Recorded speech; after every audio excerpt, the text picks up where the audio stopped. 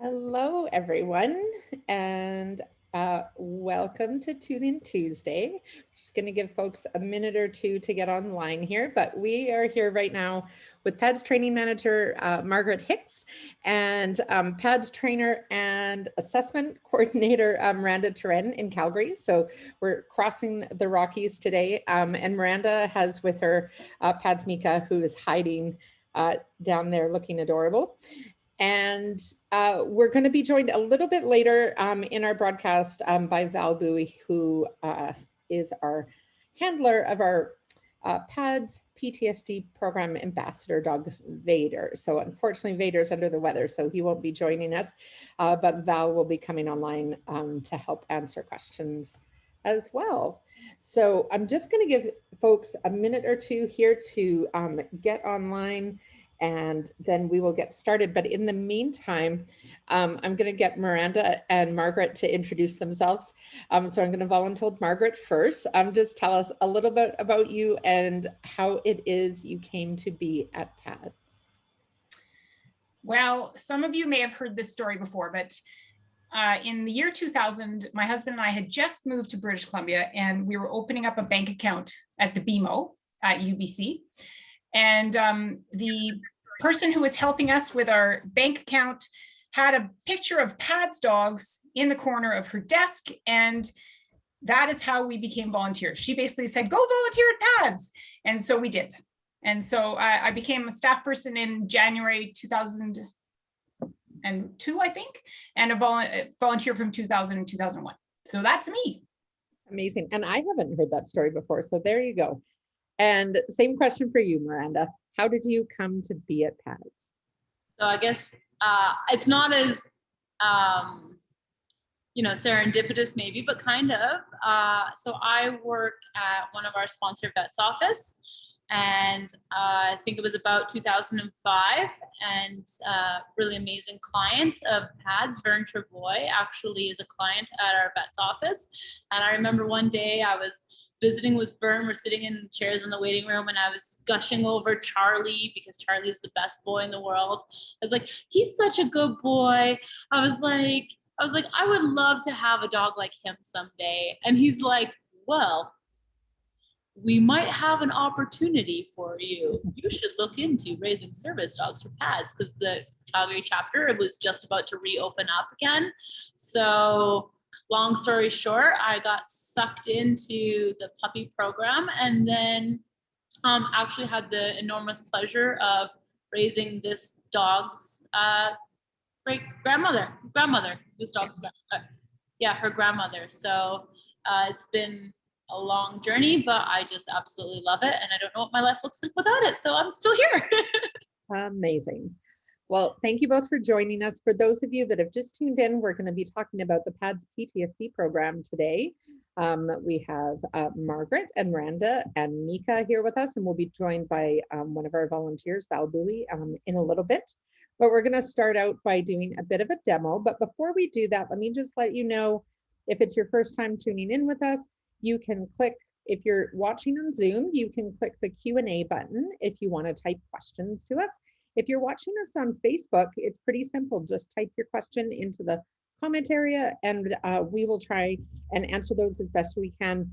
I do want to preface things with, we don't, when we're talking about our PADS PTSD program, it's a little bit different. We won't be talking about any specific dogs or client teams out of respect for confidentiality of our clients and that program. And so, but we're happy to take any questions that are related to the program itself or the work that we're doing with the dogs. So with that, I'm going to hand it over to Miranda and Margaret, and I'm going to spotlight Miranda just so that you guys can see her a little bit better as demos are happening. So you may hear Margaret's voice kind of overlapping with Miranda's, but you'll just see Miranda on screen. Perfect. So I will start. It's Margaret speaking, the voice behind Miranda, I guess, for the moment. And so when we are training our PTSD service dog program dogs, each dog is trained across a broad number of skills. And then once we make the match with a person, then we will train specifically for what that person needs. And so Miranda has taught Mika to do a number of positional cues.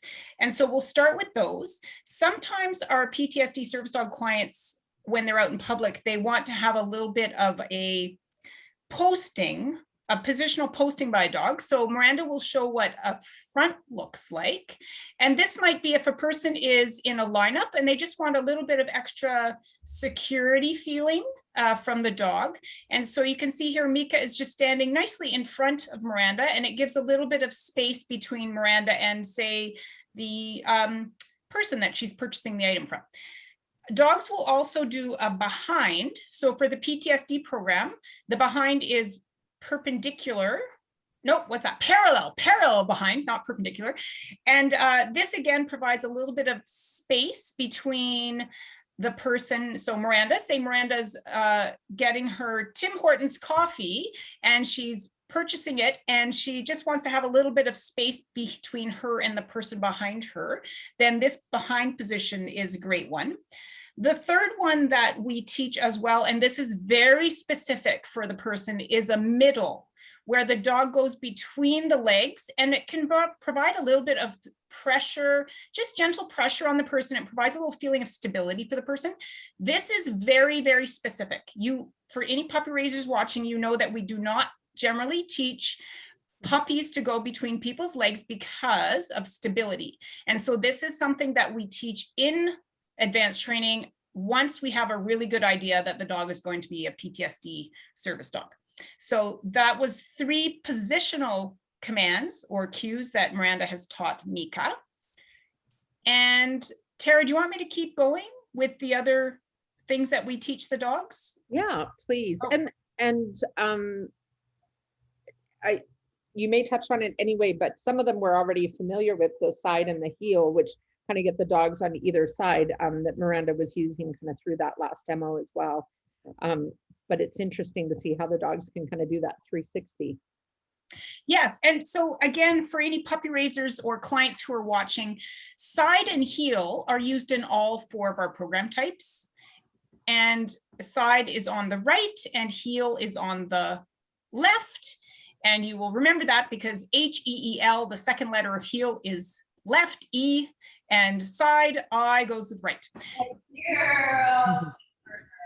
And so positional cues like side and heel can be used again for moving through doorways for safety, but for our clients with PTSD service dogs, they might use them also for a little bit of stability or safety feeling. Some of the other behaviors that we teach the dogs to do are to interrupt things. So some of our clients, again, each client is different on what they might want or need, but some of our clients might want to be interrupted if they are starting to have a bit of a panic attack. They might do a leash fidget. So you'll see Miranda there is just fidgeting her hand. You can see that Mika interrupts that behavior by sticking her nose. Miranda, can you do it one more time? She sticks her nose right in there just to provide Miranda some feedback that she's fretting with her leash. And so once Mika interrupts that behavior, Miranda will mark it with a yes or a yep and give her a treat. And in this case, she's kind of luring her into a down position. Another one that some of our clients might do is they may tap their hands against their leg, and Mika's just learning this one. So again, she's interrupting that behavior, and then Miranda marks it and puts her back into a down. Again, she's putting her into a down just so that Mika knows to start the behavior again. Otherwise, Mika would forever keep nudging against Miranda. Always a treat motivated dog, this one. Another interruption task that dogs are taught to do is some of our clients will do a leg bounce, often when they're seated. So Miranda, do you want to do it stand? Oh, you'll get a chair. Okay. So sometimes clients will be bouncing their leg without realizing it. And so again, Mika will interrupt that behavior with her nose, a nudge to interrupt her. And there she's resting her chin at the same time on Miranda's leg.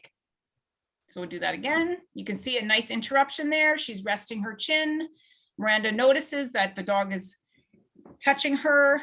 So sometimes our clients aren't aware that they are actually bouncing their leg or fidgeting the leash. And this way, the dog all of a sudden is just has nudged them and put their nose, for some clients, on their leg.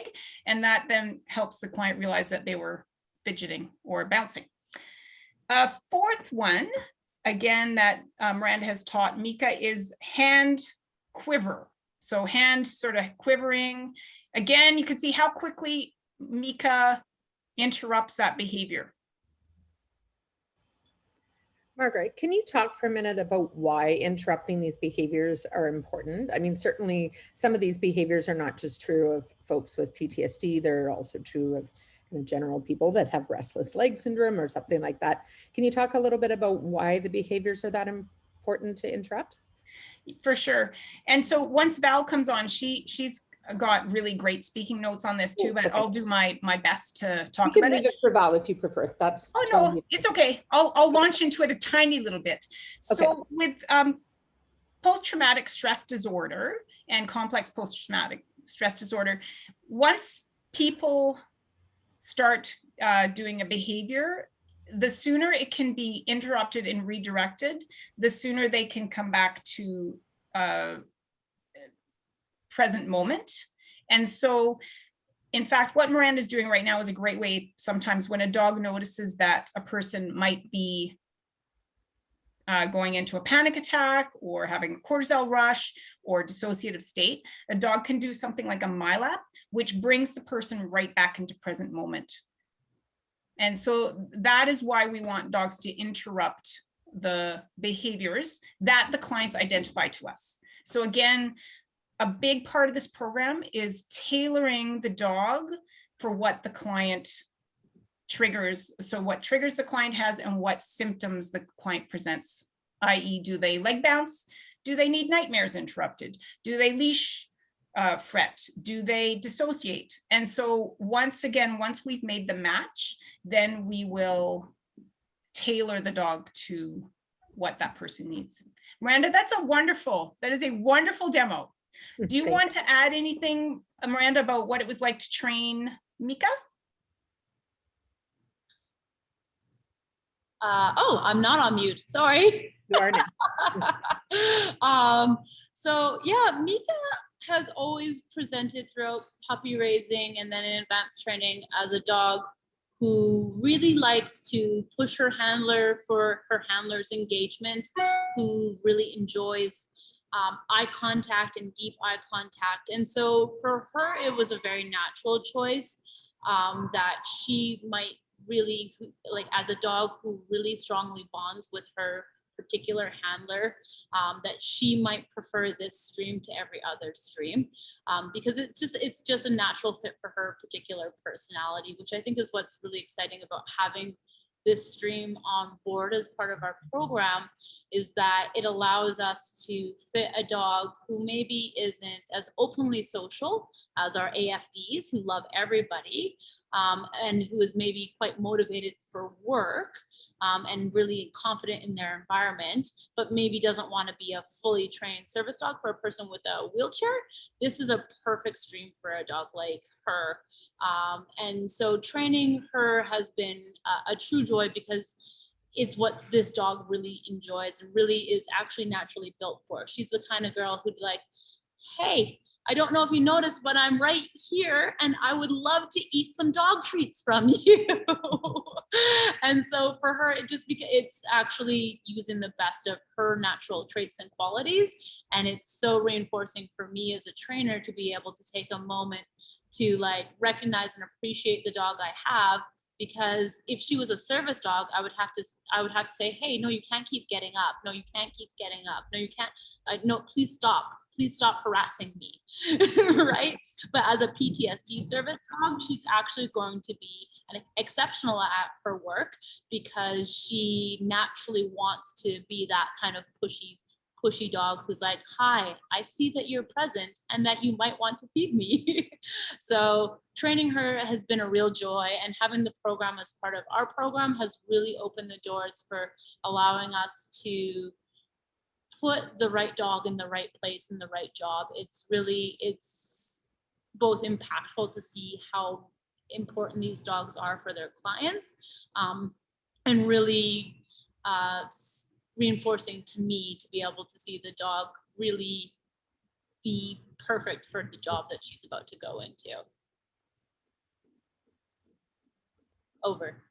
Excellent. Thanks, Miranda. And welcome, Val. Thank you so much for joining us. I've noticed our numbers on both our feeds have started to go up since we introed everybody. So we're talking today about the PADS PTSD program. We're joined by training manager Margaret Hicks, trainer Miranda Turen, and now we also have our wonderful volunteer Val Bowie, who is also the handler of our PTSD program ambassador dog, Vader, who unfortunately is under the weather today, so he's not joining us, but we thank you for being here with us, Val, because I hear you have great things to share. So for those of you that have tuned in, you can post any questions you have for the team either in the Q&A box, or you can post it in the comment section if you're watching us on Facebook Live. So with that, Margaret, do you want to talk a little bit about the criteria for our PTSD program, who some of our typical clients are and what the requirements are for being considered as an applicant? For sure. And I think this is a great opportunity for Val to tag team onto whatever I say too. So for our PTSD program, it's in its early stages. We've been running this program since 2018, and we now have 11 clients. In 2020, we had 8 clients total, and this year so far we have 1. The criteria, and before that, or the, what does that make? 2 more before that. So the criteria for our program as it stands now is for military and first responders who are fire, paramedic, or police. And that is due to funding purposes and what our capacity, our current staffing and dog capacity is. It could be in the future that we may be able to expand to other first responders or look at other program needs. But at this point, our capacity really is for those, for military, fire, police, and paramedic. And most of our people, our clients are retired, either medically retired or retired.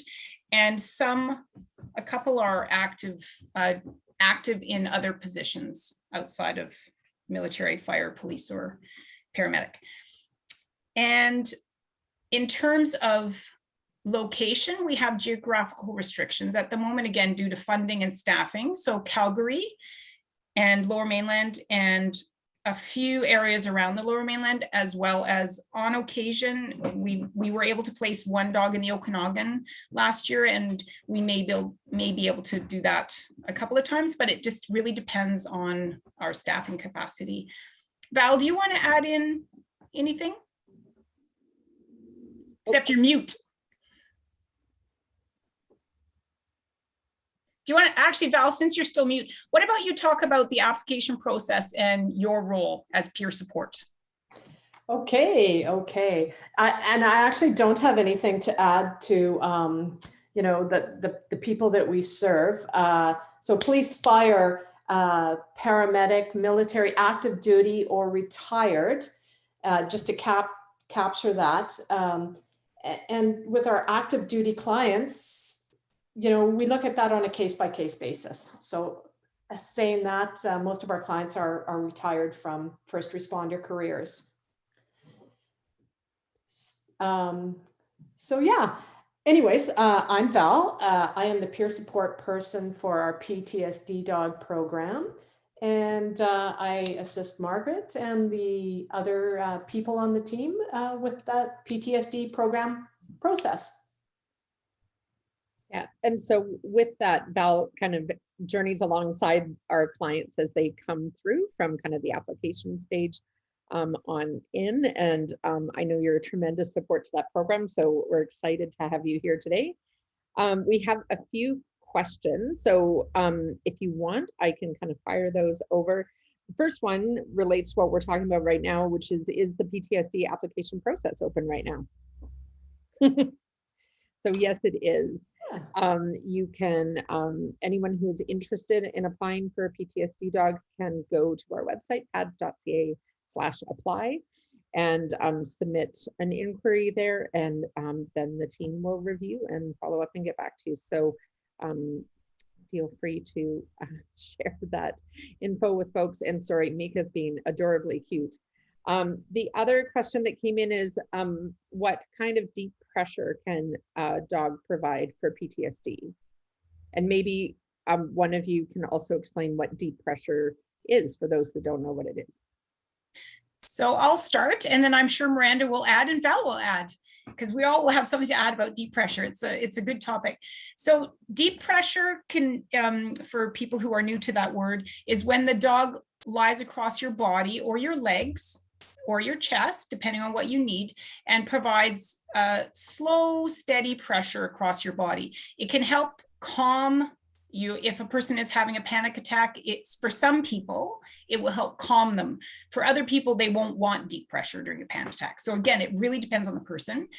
And times where we might use deep pressure could be if someone is having a night terror or a nightmare and the dog has interrupted that. The person wakes up, and then for some clients, they may want the dog to lie across them or lie across their legs. And again, I keep repeating myself, but it's really important. Some of our clients do not want that. And that's why we don't teach the deep pressure kind of tasks until we really have a really good idea of where people are going. Miranda, would you like to add? I think that was a perfect explanation. So there's a few, from a training perspective, there's definitely, like Margaret was saying, it's not necessarily something that someone wants. There's a few ways that we can teach deep pressure, one being from the sitting position. So right now I'm sitting on a little bench and Mika's laying across my lap with her legs both laying across my lap, and the weight of her can be comforting for some people. And just the ability to take a moment to be present with this, really the world's best, what do they call those blankets? Those weighted blankets. Those weighted blankets. Yeah, she's like the world's best weighted blanket, which is great, except for I have to pay this weighted blanket occasionally. So she could do it from this position. She could also do it from laying between my legs, or I could eventually teach her to do it up maybe a little bit higher on my chest, depending on the position that I need it, and depending on the context in which I guess the person would want it. Maybe somebody wants to do deep pressure at home from a lazy boy chair. That might look very different than me sitting in a stool having the dog step across my lap, or maybe they want to do it from them sitting on the ground. So there's a few different ways that we would have to generalize that behavior.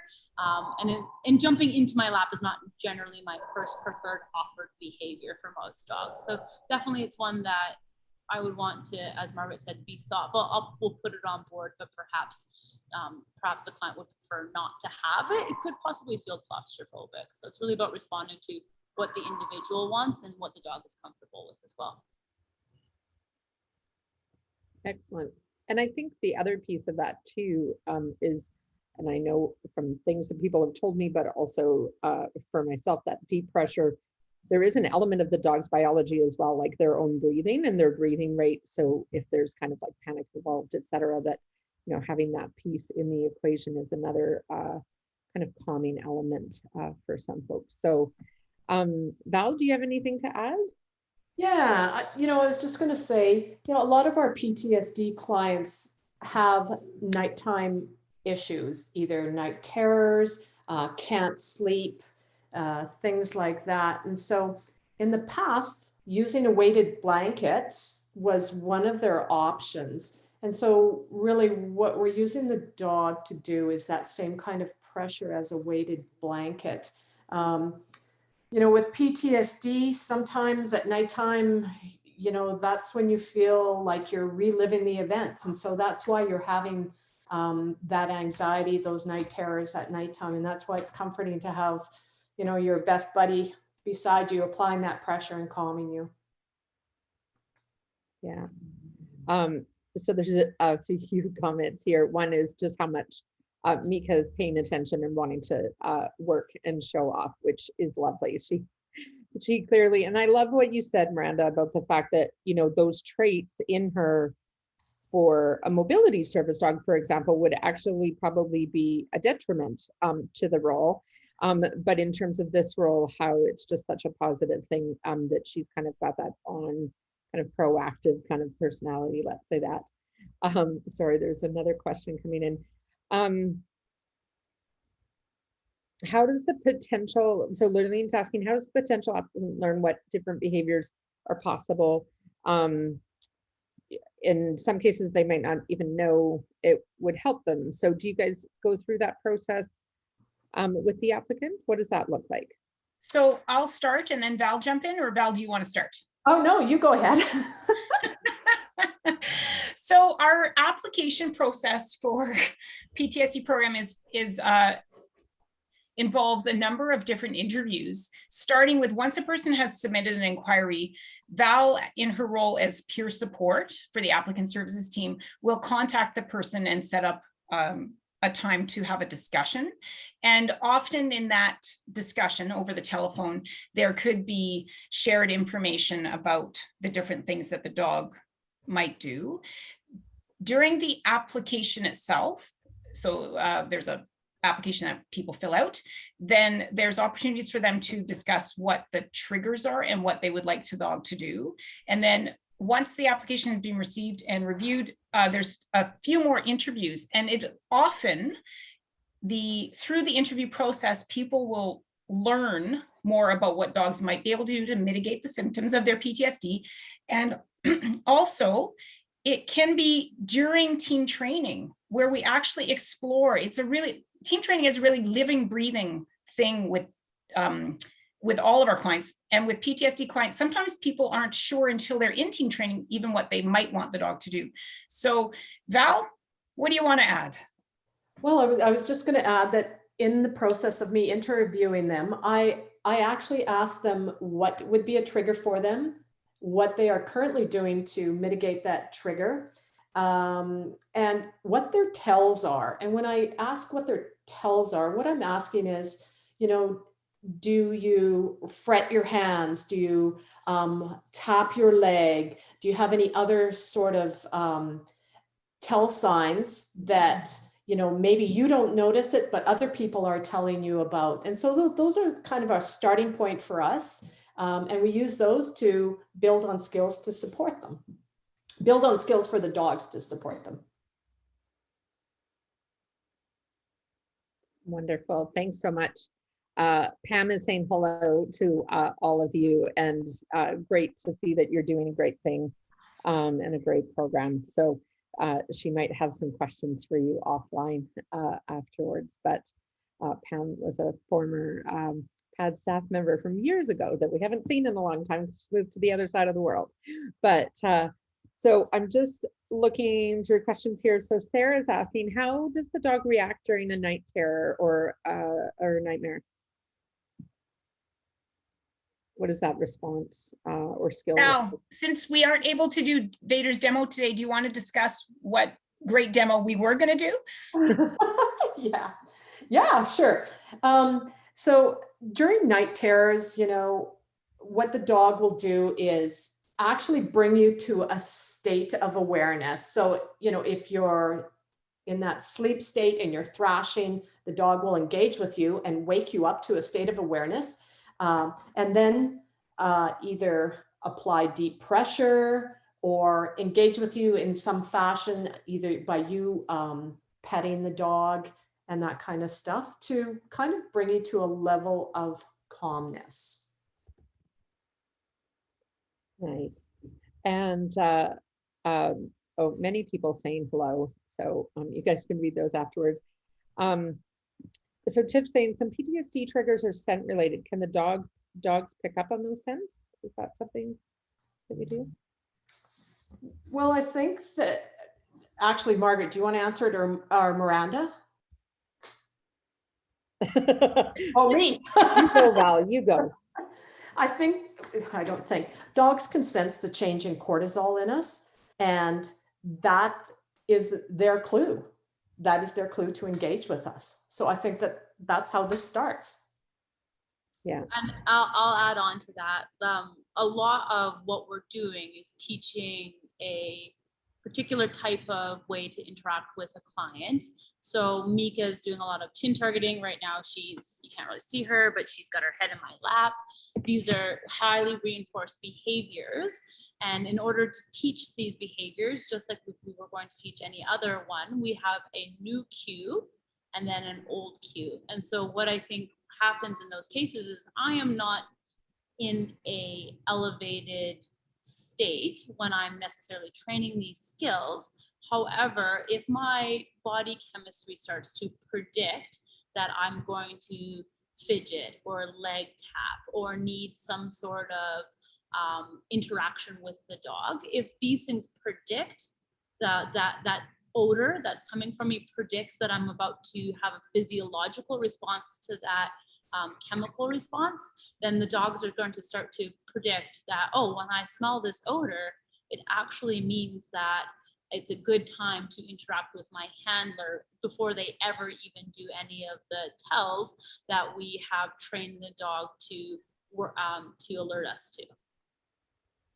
So basically what you're saying is back training is our friend in this particular scenario. So the thing that a lot of trainers drives them crazy because they have like indicators that something's coming and we don't want the dog to respond. But in this case, it works in our favor. And a dog who's smart and anticipates your needs is actually a benefit here.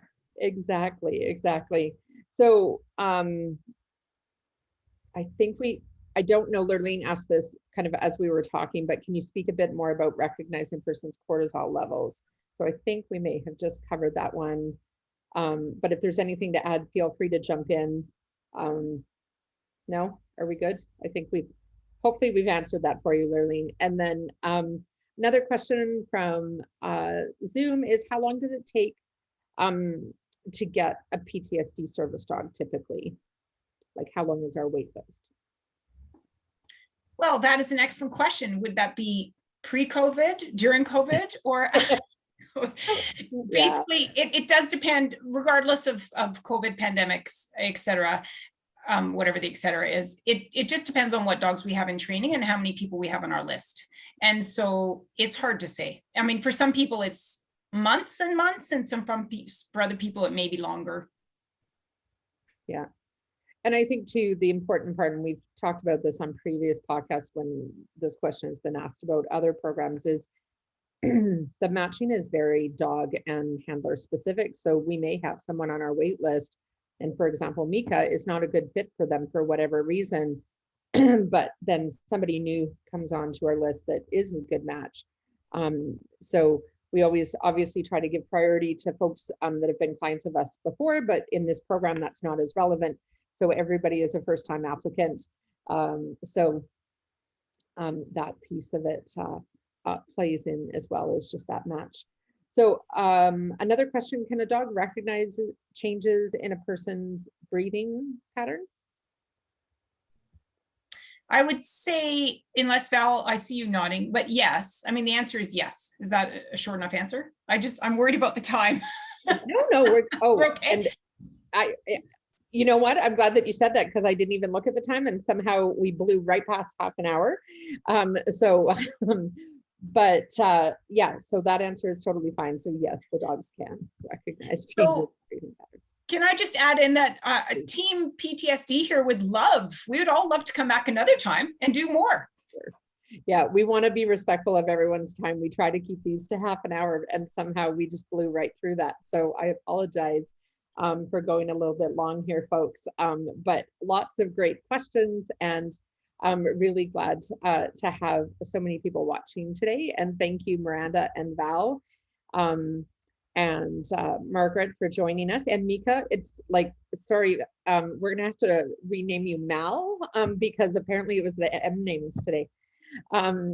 But thanks everyone for joining us. And we're gonna be back next week talking about a slightly different program that is at the front end of our PTSD program, hopefully ensuring that less PTSD dogs will be needed in future. So we're going to be doing an interview with some of the team at the Vancouver Police Department who are developing a program to work with first responders and one of our accredited facility dogs in terms of organizational and human wellness within that space. So because it would be wonderful if we didn't need to have a PTSD program. So so that's what's happening next week, and we invite you to join us again, and we may just have to have this dream team back to answer more questions.